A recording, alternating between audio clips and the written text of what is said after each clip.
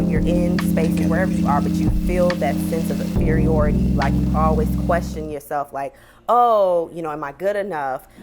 Did I get this promotion because I was at the right place at the right time? Or I need to overachieve because otherwise they're going to find me out and think that, or find out that I'm not who I think that I am or who I said that I am. Just essentially disqualifying our unique qualities, our talents, our gifts due to all of these, systemic oppressive things. Yeah. So like I said, even, to be a transparent moment, even, waking up this morning, I was like, oh, we're having this heavy conversation about. Me too. I was on a train like, oh my God, me? You want me to talk about right. what? I was like, intersectionality. But, I said to myself, like, Unique, you know what you're doing. You've been doing this. So this is my self-affirmation that I had to pour back into myself. Like, all together, collectively, I was like, Unique, you're in a safe space. Right. Yeah. I'm with my people, you know what I mean? And I can be me. If I don't know something, it's okay not to know, right? Versus, being in other settings where it's like, oh, if I don't know this thing, then I'm just deemed an idiot, you know what I mean? So just that was my transparency moment, but imposter syndrome is real. So like I said, going back to me being in those spaces where I had to shift my blackness to conform or to be, oh, child, hold on. I'm thinking about slavery. Because I be having flashes. It's a nice point. I be having flashes, child. For real. Yeah, absolutely. So, when I think about, like I said, me seeming like the non-threatening Black woman, like I said, just thinking about like our ancestors and our parents that have gone through, when you even look at music and looking at our style in terms of like how that has shifted, we went from like, oh, we're just, non-threatening, look at our smooth hair, you know what I mean, to like, nah, fuck this shit, we rocking our afros. Yeah. So, that was good. Yeah. That was good. No. I know it's a lot. My brain be a lot of tabs. Really great a lot of tabs points. opening his brain. And just to piggyback on your imposter syndrome, when I moved to New York, I felt it so much because I've always worked like level entry jobs. And then when I got this job, and I'm like, holy fuck, like, it's real.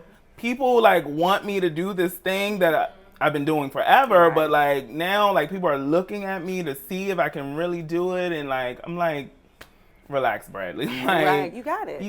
Yeah. And I've been reading Miss Van Zandt, her daily affirmation for colored people every day, because I like really need that that grounding. Yeah, you got to go in there, and I haven't heard YouTube stories, but I'm sure you guys can code switch, which I admire because I cannot code switch at all. Tell me about this. Yes, please do. In Alabama, we were kind of trained just to be like, okay, we're from the hood, so when you go into these white spaces, you got to switch it up a little. But when I moved to DC, I didn't have to do any of that. So I didn't have to code switch. Like, I was surrounded by so many, like, even growing up, like, when I started college, I've always been surrounded by Black women in power. So they always taught me, no, fuck these crackers, like, get your money, like, you don't have to tone it down or anything. So the more I grew in my professional career, like, the more I was able to just own who I am and not give a damn, because you're either going to like it or you're not. Yes. Like, you're going to change people or people change. You're going to adapt to me. I'm not going to adapt to you anymore. So when I moved to DC, it was like, I left the code switching back in Alabama. Like, I didn't have to do it anymore. I was surrounded by a lot of people of color who are in powerful positions. And the rooms that I'm going into, there are more Black people than white in some instances. So I didn't have to do that. But then there are some cases where if I feel like I have to code switch, then I'm going to just not talk. Oh, man, I get so quiet. Or I won't show up. I won't be there. Or I won't be there. Yes. If I feel like I have to code switch, I just won't do it. Okay. But that's something like for somebody like me to look forward to, because I'm a single mom. And when I say a single mom, I mean single. Like, daddy, only time he calls to get a piece of stimulus check every now and then. Of course, he gets a resounding no. But when I say it's me and that kid, that's it. So when I got laid off at the Y, I was unemployed for 8 months, and of course we had the stimulus to help us for the first few weeks. But after that, it's $250 a week. How am I gonna feed my kid? How am I going? So when I got the job that I'm at now, maybe a few weeks later, they were like, "Yeah, we're taking company photos, and we really need you to straighten your hair."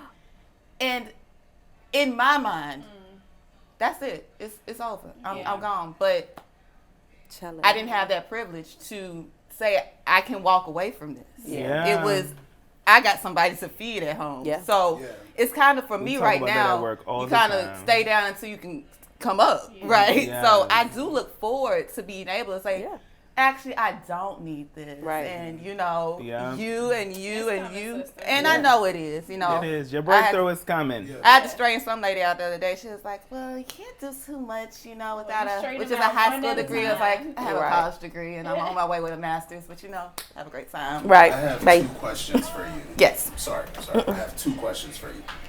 When that moment happened about needing to straighten your hair, was there anyone around who had the reaction Unique had? Because, like, when I heard that, I was like, do you ever have anyone who's in there in the moment with you to, like, for the room to realize how messed up that is and how important that is? She works at a country club in Montgomery, Alabama. Like, unfortunately, even the work dynamic is segregated. We have like a couple of black people that are in the office, and then everybody in the kitchen is black. So, you know, you have that already. The only other black girl that was there, she has a department head title, and she, I guess, has worked enough in that position and been in that position enough to where she can be like Unique. Oh, I'm going to wear my hair like this, and what you gonna do about it? Because you're not gonna find a better food and beverage director. You're not gonna find a better private. I was just starting off as a receptionist. I was like, and I remember very vividly going home and being so frustrated to the point of tears that I just got this job. I am able to feed myself and my child, pay rent finally. Like, that was a good feeling, but to what cost? You know? So. My mom and my dad are very old school, kind of traditional. Like, so they're like, girl, you better play this game and get your money. And when you get out there now, you can do what you want to with your hair. You can make your own rules. And I'm not going to lie, I didn't like it at first because I felt like that was me just conforming and going with the system. But I will say for my son, I'm going to play ball. And so that's where it came to for me. Okay. Yeah. How was COVID handled on your side? Ooh. Okay. So this is something I've been interested in. Alabama. Oh, don't shoot me, folks back home. I'm just gonna tell y'all the truth about y'all. Alabama can be very ignorant, like a lot of places in America. I mean, that's just America. Even major cities. But thing is, thank God for Mississippi. I mean, man. we just a little bit better than them. But Deep South in general it comes with a lot of ignorance. It comes with a lot of just not wanting to know better, honestly. Not even wanting to do better. So a lot of people did treat it like Trump treated it. It's a hoax. It's not real. I had COVID back in December, so I can't get it again.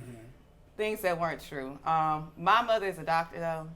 My father is a cancer survivor, but he still goes regularly to his appointments. I wasn't playing no games with it. So I kept my mask on. I definitely did DoorDash for all of my groceries if I could. I think the only time I went out when the pandemic first really hit was for the George Floyd protests. And that was just...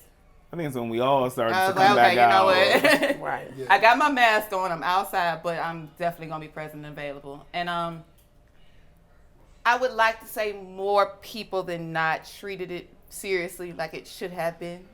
But a lot of people, I remember when they shut down the clubs, they were just having big house parties after that. It just didn't matter. How was it Financial, like I said, first 6 weeks you get a $700 stimulus. So it was cool for the first